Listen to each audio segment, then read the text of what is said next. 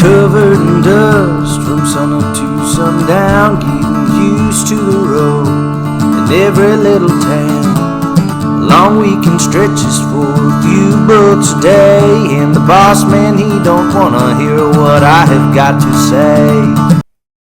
All right, we are live. Wait, so what were you talking about? Will you find a program for dummies like you were saying? Yeah, just something like when I'm here that I could throw things together for and post them on my page instead of, because, the girls that I have, I'm not their only customer. So, I mean, they've got a couple big, like one girl does IndyCar racing, and then she's got some Western ones. She's probably got, 4 or 5 pretty big accounts. So I don't expect her, like my daughter, I'd expect her to come back and do that right now. The other ones, when they have their own business, it's kind of tough to ask that. You can't lose money over something like that. Yeah. I run into that all the time. It's like, because what I do is I contract crews. So I'll get like 4 or 5 different people wanting crews every weekend. Well, only half of them end up paying me like a contractor fee for finding them. Because, you got to make 40 phone calls to find 10 people. Yeah. Right? Exactly. So I've kind of hit the point where why would I send you anything if these guys are going to pay? Like I'm shooting myself in the foot. It's kind of the same bill. Yeah, exactly. But I found this, I did find some software. I forget what it's called. I'm about to start playing with it when we get home from this deal. It's some AI deal. You drop the whole podcast, whole video, whole everything, and it'll go through it and snip out. Like AI will find what it thinks will be the most viral, famous videos of it, and You're a lot braver and smarter than I am. I don't let AI do anything. I got a new iPhone. It's got AI on it, but I haven't turned it on or messed with it at all. I'm like, nah, I'm not doing that. The AI deal is scary, but it's way of the future. Everyone's using it. It is. It's going to get there. It's just if we don't watch it as we're getting it, if we just turn it loose, we're in trouble.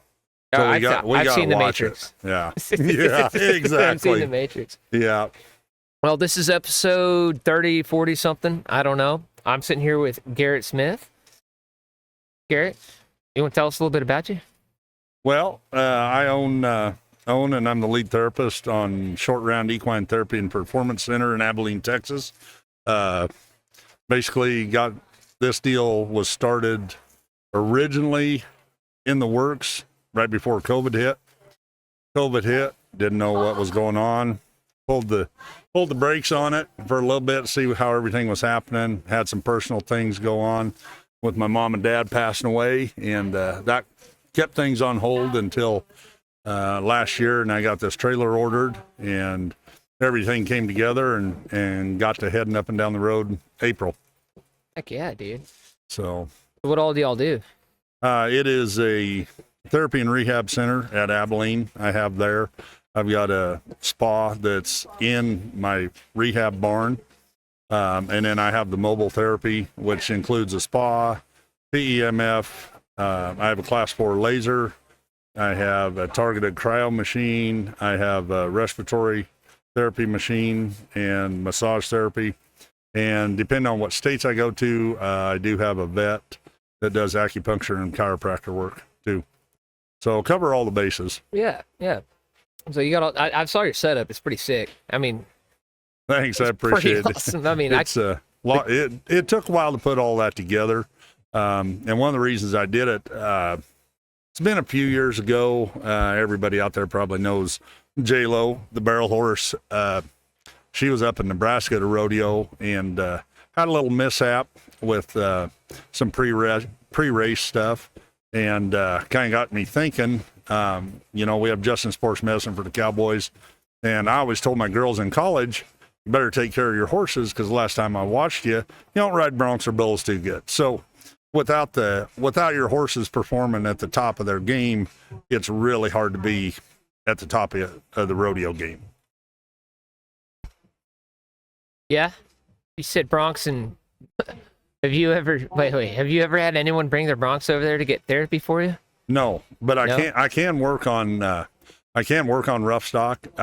They can't do the spa, but everything else I can take them over in the chutes, and I can do on them in the chutes. I was about to say, it sounds kind of sketchy. I don't know if I'd want to twist your face off while I'm wandering in that trailer. Sometimes it can get a little fun. We'll just put it that way Fun. inside the spa. Yeah, I've had a couple of occasions where probably you should have knocked them down a little bit and used some drugs on them, but Yeah. it happens. I mean, You ever been kicked doing this past 5 years? no. Oh, I've been kicked, but I've Knock on wood. never been kicked doing this therapy stuff. but Knock on wood, brother. knock on wood. That's right. Yeah. Heck yeah. Heck yeah. So, So- it's been going good, I'm assuming. I've seen Yeah. every time I pass by, you're either kicking in the chair, watching the game, or working We're on working someone's on horse. horses. Yeah. It's the part of me bringing this about was the J-Lo deal, and another part of it, I used to watch NASCAR. Not a diehard Jeff Gordon, NASCAR baby. fan. No, Jeff Gordon. I'm with you. Old school. And but anyway, about 15 years ago, the drivers, whatever facility they went to, whatever track they went to, that's the physicians that were there for them at the race if something happened. They kind of got tired of maybe not having the top quality people in there, doing what they're doing, crashing at 200 miles an hour. So they went to NASCAR, I won't say complained about it, but discussed with them and said, look, we need to improve this. So what NASCAR did, and to their credit, they went out and they have a team. They have neurosurgeons, anesthesiologists, orthopedic surgeons, trauma. They have a couple of trauma surgeons. They have everything pretty much on board at every race. And those guys are under contract with NASCAR, and they go to every Cup Series race. And I don't know about the lower level races, but I know that Cup Series does have their own team of physicians.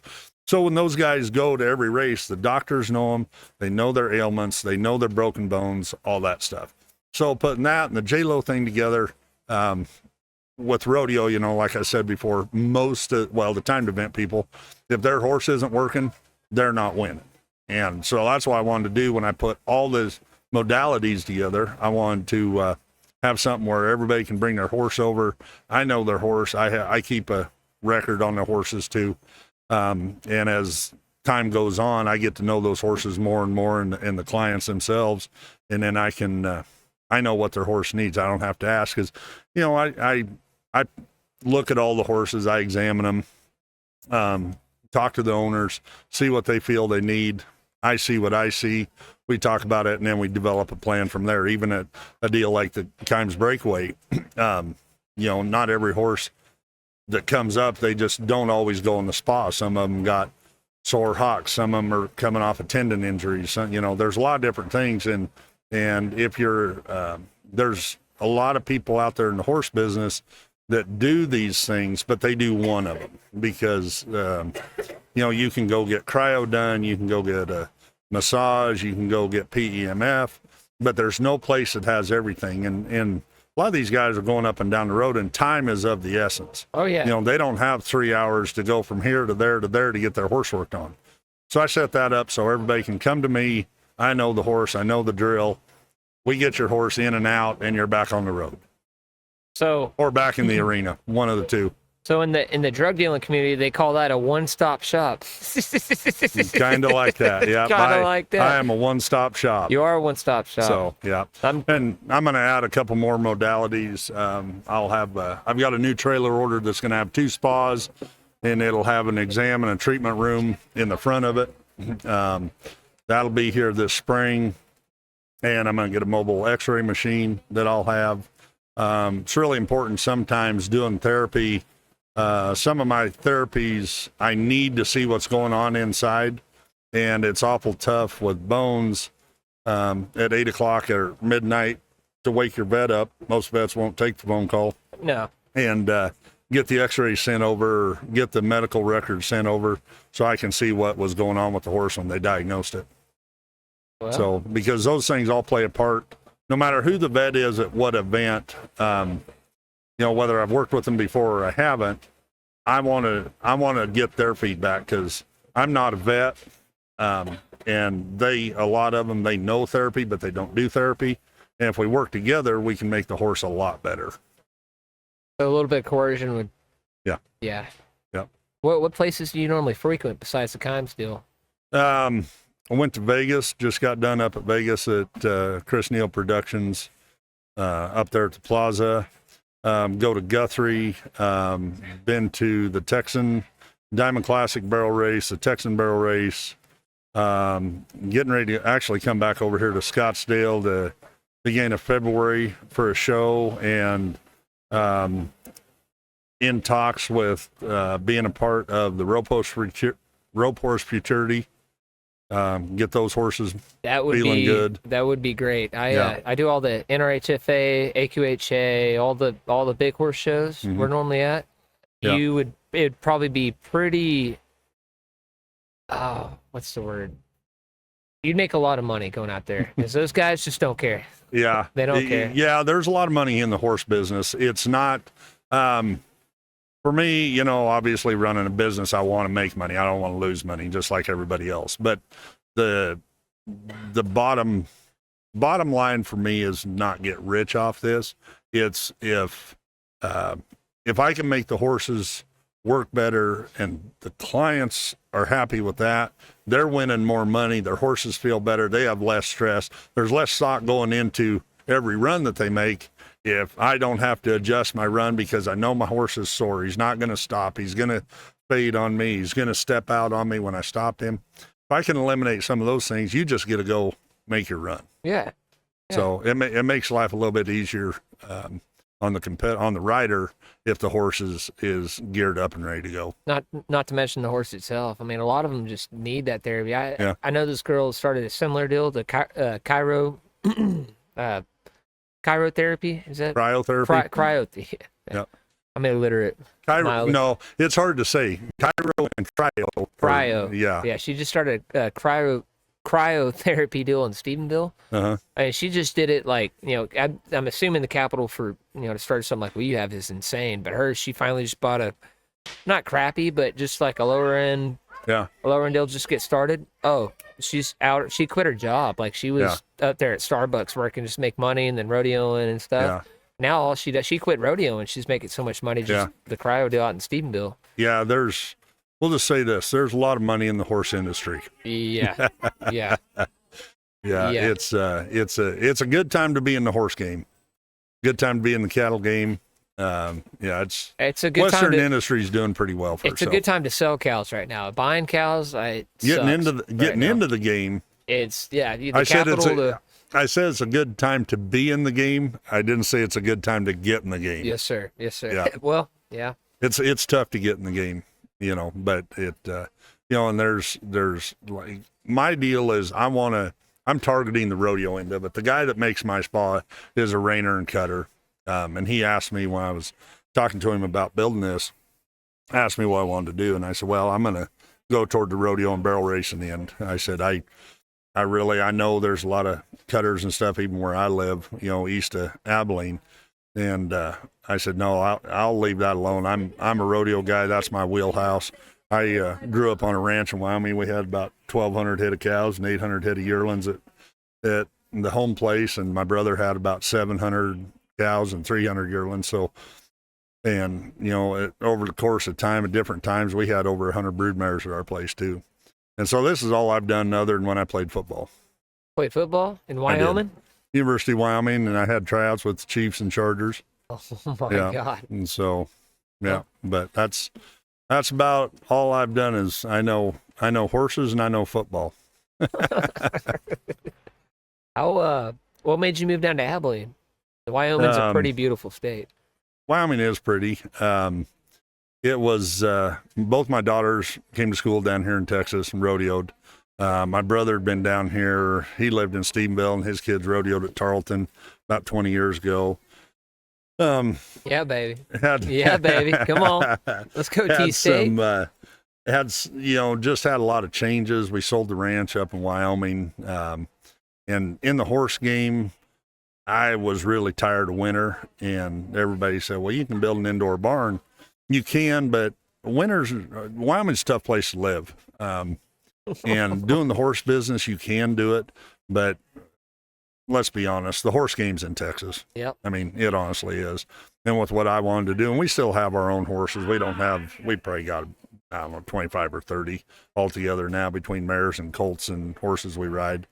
I still rope a little bit, and And my one daughter just had a baby, and her husband bulldogs, and she's going to get back to barrel racing and breakaway roping. And then my other daughter lives in Decatur, and she was going to start barrel racing again. And so, that's kind of where we're at. And they said, Dad, we're never coming home to Wyoming. And I knew that when they left for college. And so, sold everything. And why fight Mother Nature when you don't have to fight it as bad? They're playing checkers, you're playing chess. You're like, I see your bishop to D9. I raise you king to E10. Right. Yeah.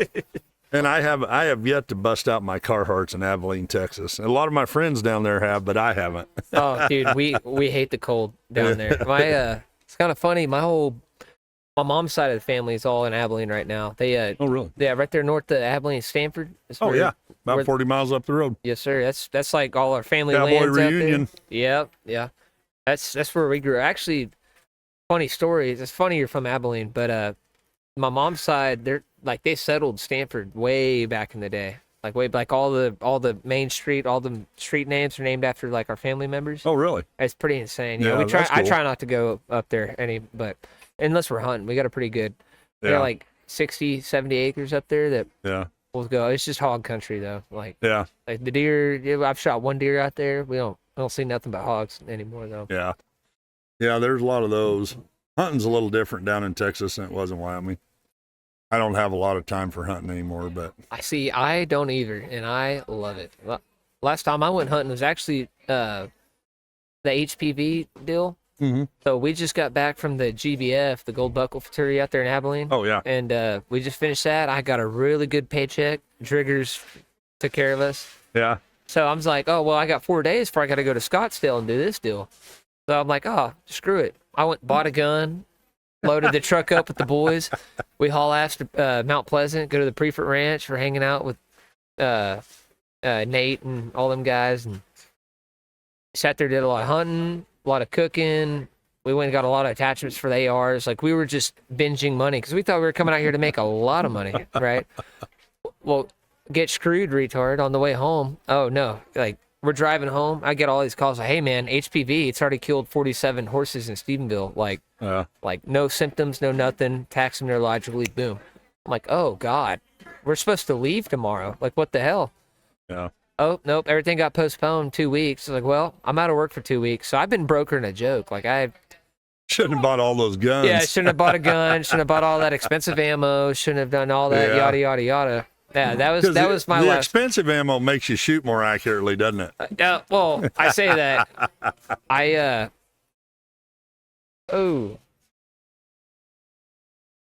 Sorry. Businessman all the way it's around. It's a Prefort guy. Joey, come to the podcast station now, please. We were looking for an impact. We were tearing down the second arena. We got it, though. Oh, you got it? Yeah, we got it. Where you at? Oh, all right. Well, come by, man. Love to have you. All right. It's Joey Gamble. He's a good shit, dude. I got a funny story about him here in a bit, but yeah. Well, I ended up coming across a Desert Eagle 50 AE, like the biggest Desert Eagle that company makes, with the built-in muzzle brake. It's like a $2,500 gun, $2,500. I ended up Desert Eagle's a good size handgun. Oh, dude, that thing It's a real big handgun on you. huge. Yo, hey, man. Yeah. Well, I got it, and Nate was like, hey, man, I want to see something cool. So, I have a Desert Eagle, 50 AE, baby. It's $100 a box of 20. Yeah. That's insane. Yeah. So, yeah, no, that's the expensive ammo. But it does make them shoot better, allegedly. As long as you're staying away from the lead-tipped rounds, it really doesn't make it if shit. you're somewhere close and you shoot a 50 AE, you don't even have to be dead-eye on that. You can just be close. It's not quite like hand grenades, but it's not that far away from it. It's like that scene from Hellboy. It's like, well, I'm a pretty shitty shot, but this is a big fucking bullet. Yeah, exactly. Yeah. Yeah. No, I was going to go bear hunting in Alaska one year, and I bought a Weatherby 378. Oh, hell. And nice gun. I got it, at a pretty reasonable price. I had a good friend that was a dealer, so I could get some guns at cost a long time ago. And this was like 25 years ago. Oh, hell. and I went to buy a box of shells. $100 back then, now 20 years ago, for $100 for a box of shells. So I went out, I got a scope put on it, and went out to sight it in. And I shot 5 rounds. I laser sighted it and shot 5 rounds. My dad looks at me and goes, "So is that $100 worth of fun?" Someone has to pose the question, man, Yeah. because it's starting to get ridiculous. That's right. It's starting to get ridiculous. When I was out there, I bought a 300 Blackout AR because, I mean, that's me and my dad used to build ghost guns, which are like the 80% lowers. Right, It's completely legal. You just have to mill it out yourself. Right. Well, my first one that he helped me build, or actually he built the first one himself. The rest we helped him. 300 Blackout, badass. I did more of a shorter range deal, more firepower. I don't know. I've just been a fan. A fan. Or I could be a basic dude and get a 5.56 like everyone else. Yeah. So I was like, the extra $100, whatever. An $800 gun. Then had to get a sight for it. I didn't have to. It didn't come with iron sights, but I actually had some of them. I forget what they're called, but you know, the angled iron sights. Oh yeah. There's a term for it, but it escapes me right now. Got all that loaded up on like $200 worth of ammo. Spent like $1,200 on this trip. Yeah. Went and bought a hunting license. Didn't see shit. Didn't see nothing, dude. Go back to the house, cook, grill, and out of work. Yeah. 2 weeks. I bought a cool gun. My youngest son just got done with treatment for testicular cancer. Oh, but I went up to his benefit with him. He lives in Nebraska, and a guy there donated a Typhoon FA-12. You know what that is? Yeah, I know what an FA-12 is. I used to bought- play Call of Duty. I bought that. I'll tell you, and it's got red, white, and blue flag on it, and then it's got the what am I trying to say? The Punisher. Oh yeah, head the on it, skull. Yeah. engraved. And it's pretty cool. I haven't shot it. I just got it a little while ago, and I haven't had time to shoot it. But Something you want I'm to keep waiting on the wall. Yeah, And then, yeah. I've got 4 magazines for it. 1 extended magazine. It's gonna be pretty fun. He be chopping with the extendo, bro. Yeah, it's pretty cool though. But yeah, a lot of fun. Yeah, the EHB deal was kind of a, it's an outbreak that kind of happened, but EHB, VS, a lot of that stuff is down here in the South. It's here. And one of the biggest differences coming from the north, up in Wyoming and the Rocky Mountains, we get that stuff once in a while, but we don't have it. And there's a difference between getting it and having it. Right. And a lot of that stuff, like anthrax, down here in the cattle herds, is a big deal. We don't have anthrax up north. We might have selenium. Yeah. A lot of yearlings in certain parts can get selenium poisoning and things like that. But we don't have up north. We don't have the things that they deal with down here in Texas. And we also don't have bugs up there. Yeah. Like, Yeah, internal parasites, that's another thing. But then when this EHB outbreak, my personal belief is, this one was different because there were so many asymptomatic horses. And not only were they asymptomatic with being a carrier, but they were dead. That was a difference over what we've seen with EHB1 before. And I think that's a lot of the scary part with what bothered people, and justifiably, why things got canceled and changed, was because of that. He lives. That's the prefer guy. Did you have a good time last night? It's freaking 5 o'clock right now. Just getting here, just showing up. You like the setup or what? Yeah, no. Not bad. Not bad. Yeah.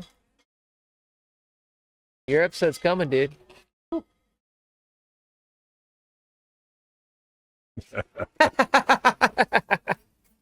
Bright and early, ready to go.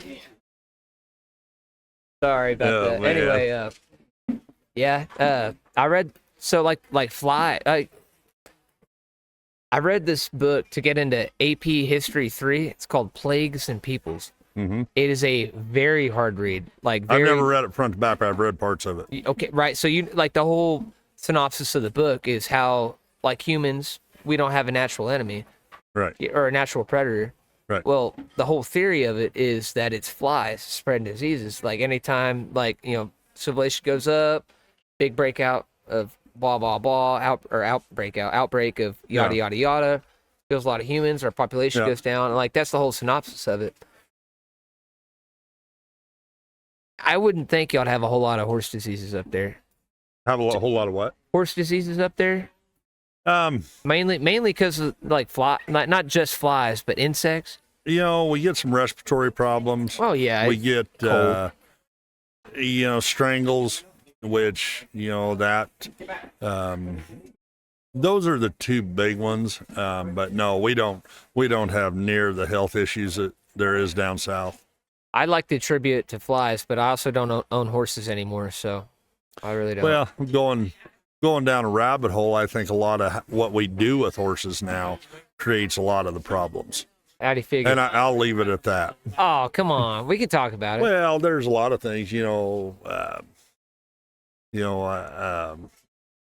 vaccination programs. And I'm not going to say plus or minus, yay or nay, but horses, I believe, are the toughest animals on the planet, especially considering what humans put them through, whether it's intentionally or unintentionally. To a lot of people, horses are objects, and to a lot of people, they're they kind of mean more than their kids do to some people. And when you spend that kind of money on them, and if you market anything right, I mean, you can sell dog turds covered in chocolate, and if you market it right, people say it's the best candy they've ever eaten. I might not agree with them, but so marketing is key, and there's a lot of things out there in the horse world that are marketed, and they're marketed heavily, and they're marketed well. And the people will look at that stuff, and they'll look at the marketing and buy it. I promise you, there has never been a commercial on TV that's made me buy a product. Maybe it's made me look at it, but I've never went and saw Pepsi or a beer commercial or a whiskey commercial and went, damn, I need to go buy that right now. Oh, yeah. I've never done that. But a lot of this stuff people do. And it, I think horses they aren't out as much as they used to be. They're more in confined spaces, even if it's big runs. Our horses, when we were up in Wyoming, our mare pasture was 2,600 acres. They got to go do whatever they wanted to do. And a horse, a lot of times, if you give them enough room, and I'm not saying acres and acres, but if you give them something other than a 10 by 10 stall, they'll fix a lot of their problems, especially musculoskeletal. Yeah. They'll fix a lot of their own problems if they have a little bit of time and they have the room to do it. I think a lot of horses aren't given that opportunity anymore. I think the breeding has changed. The style of horse that we ride today for a lot of things. A lot of barrel horses have a lot of track blood in them, which for obvious reasons, but they're just built different.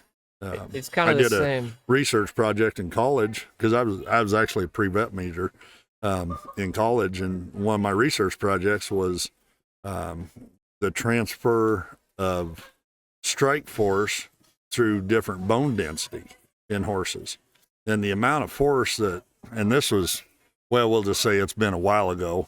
Since Did you say a while ago, 47 years in Wyoming? Yeah, it might have been a little bit. It was a while ago, but and even back then, the horses weren't as fine as they are now. They were a bigger bone, bigger density horse than they are now. And it's just like humans. I think in the NFL, a lot of the injuries we're seeing is because we're starting to reach limits on the human body. I think in some cases with horses, I think we may be reaching limits on horses, what they're physically able to do. But the difference between a horse and a human is, in a nice way, horses have more heart than humans. So you got a horse that puts out for you. You keep asking, they keep giving. A human will turn around and say, screw you, I'm done. I ain't running no more. I'm done. I'm not trying.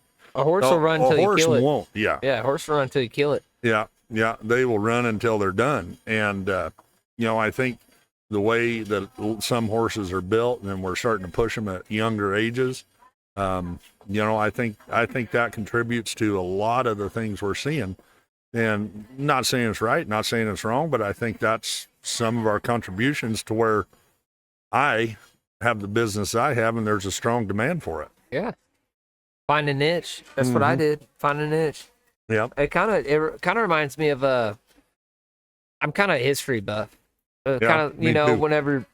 whenever we came over to the Americas and we had a lot more wide open space, a lot, we weren't confined to the city of England or wherever. Right. Like people started growing like 4 or 5 inches, like on average, taller than everyone else. They were all midgets.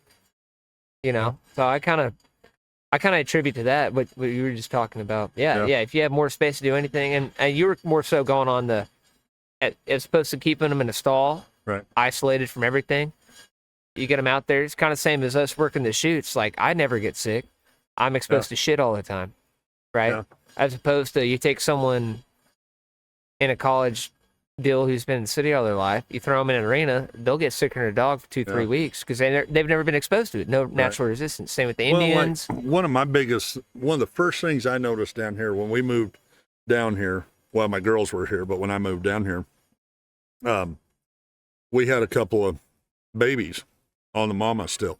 We got down here and up north, I never trimmed a foot on a colt until they were 2+. I never had to touch a foot. Our ground was such that it just, and we had a couple different places where we ran mares and colts, and there was one that was kind of a rocky shale, but had enough topsoil on to where it grew grass, and so we could kick them in there. That was the best for them. We always put yearlings in there too, but even the grassy pastures, there was the soil makeup was just, we didn't worry about their feet. Down here, I had to pick those babies up about a month after I weaned them and trim their feet. And boy, I'll tell you what, that was a new one. Yeah. What the hell am I doing having to work on these horses' feet already? Like a culture show, yeah. Yeah. Luckily for me, we the land I grew up and raised all our cattle on was it was limestone and caliche clay, so it was hard as shit. So they kind of makes good feet. It kind of trimmed themselves, kind of deal. Like it was. Yeah. Yeah, no, I know exactly what you're talking about. It's different. When I went and I found a vet there in Abilene, I wanted to ask him, what all I needed to do with my horses down here, and he asked me where I came from, and I told him. He says, here in Abilene, nothing. He said, what you're doing is just what we need to do, which was another big draw. Why I was happy I chose Abilene, because a lot of things aren't really different. Now, you don't have to go very far east of me and things start changing, but Abilene's a good spot to be for horses. A lot more moist, a lot softer ground. A lot more humidity, a lot softer ground, and it was a change. And even in Abilene, like I said, it's not that much different than where I came from in a lot of ways. But you're all right. You gotta take it. Just one of those deals that worked out pretty good. Yeah. Yeah. Well, hell yeah. So, how are you liking Texas as opposed to? They're not quite the views there. There's some nice sunsets, but when you're used to mountains and trees and what Texans call mountains are cute, they aren't quite mountains, but they're no. There's a set of mountains, couple sets of mountains in Texas, but they aren't at Abilene. They're all out west, dude. Like west. I ain't talking Abilene west. The Davis Mountains are real mountains. Yes. They are. That's a no shit deal there. But the ones around Abilene, they have the name, but they're a little low in elevation for what I'd consider a mountain. Oh yeah, hell yeah. No, I'm still in awe every time I've been on the road for 20 days now, and every time I walk outside and see the mountains in the view, it blows me away. I ain't like that where I'm from. Our ranch, the average the winter and spring lower elevation was 5,600, and then the summertime we went up to about 8,400. So I mean, we had, but it doesn't really matter if you start at sea level. There's a 6,000 foot mountain there. It's a tall mountain, or a 3,000 foot mountain, but it's all the height of it. But it's not like where you're not from. a lot of height. But I've had some pretty damn good sunsets at my house. I'll tell you that. You said you're east of Abilene? South. Yes, sir. Just south about 4 miles south of Abilene's where I'm at. Guy's an asshole. Hell yeah. So what's next for you? Go home for a minute. Yeah. That'd be the first thing. Yes, sir. Go home and kick back, and then get ready for 2026. Got these 3 weeks have been. I knew I was going to have some doors that might open, and I might get a foot in them. I didn't realize I was going to get both feet in the door and keep on coming. So it gonna be a good year. Yeah, it is going to be a good year. Got a lot of things in the books, on the books, going to be in the books. So yeah, it's 2026 is going to be good. I'm excited. Me too. I'm excited. I get this. This is my only week off of the year. Yeah. Christmas with the family, and then we start back. I haven't decided where I'm going yet.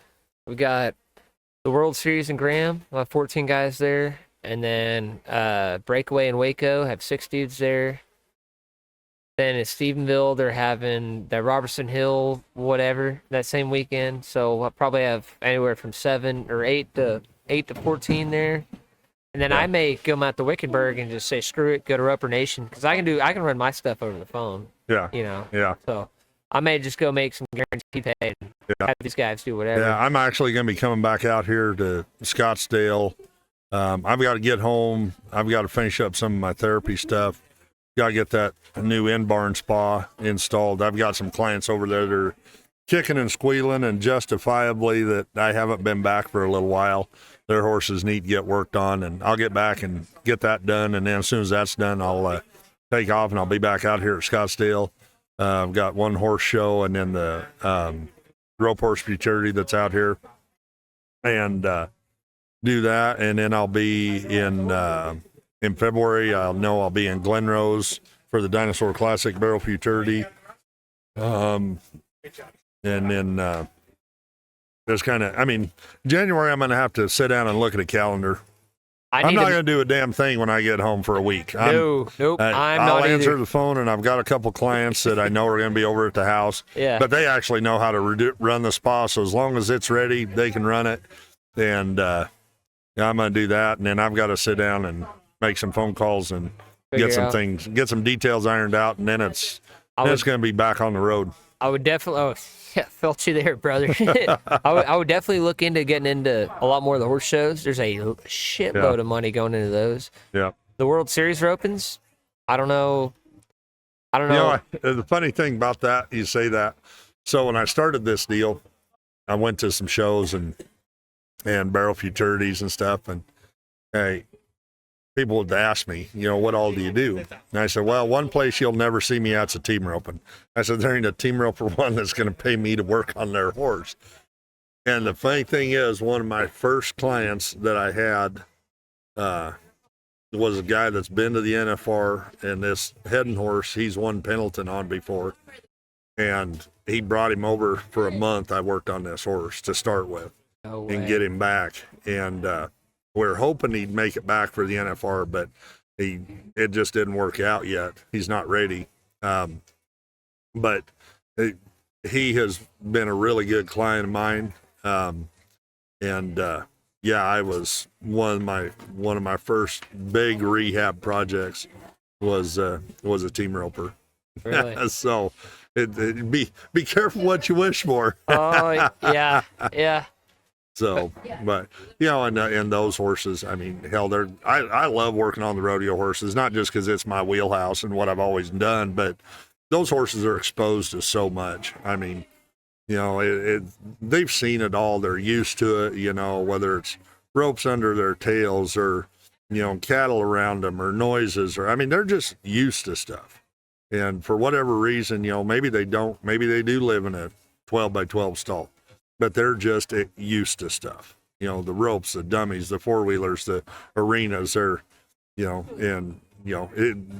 enjoyable to work on. There very few of them do I ever have to sedate them to get them in the spa. And I'm not a big guy on drugs or sedation. You probably figured that out already. But I hate to do it. But barrel world's a little bit different with the sedation part of it. But that's just for safety. If I didn't have people waiting in line, I have no problems taking 20 minutes and working with a horse and making him feel safe to get in the spa and stuff like that. But when I've got 6 people lined up, I can't do that with every horse, unfortunately. Now send him home with me, and I'll keep him at my place, and I'll work with him, and I won't promise you or 100% guarantee it, but I'll put pretty good odds on me making sure that in a month I can get that horse to where he'll do about any therapy I want without sedation.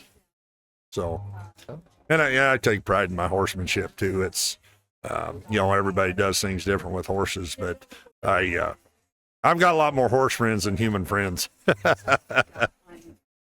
Felt that. Yeah. So, but no, it's gonna be, this next year is gonna be good. Well, hell yeah, man. I'll try to get this out before the year starts. Probably get you a little shout out. You bet. Get you some more clients. Appreciate her. Give me a holler. What so how can we reach you? You want to shout yourself out? Yeah, Short Round Equine Therapy. Look for the Buck and Horse logo on all the social media, Facebook, Instagram. I don't have vet hours. I'm 24/7. My phone rings. Generally, I'll answer it. Yeah. So 307-340-1751, shortroundequine.com. Look it up there. It covers all my therapies, tells you a little bit more about me and my background and all that stuff. So got any questions or anything, give me a holler.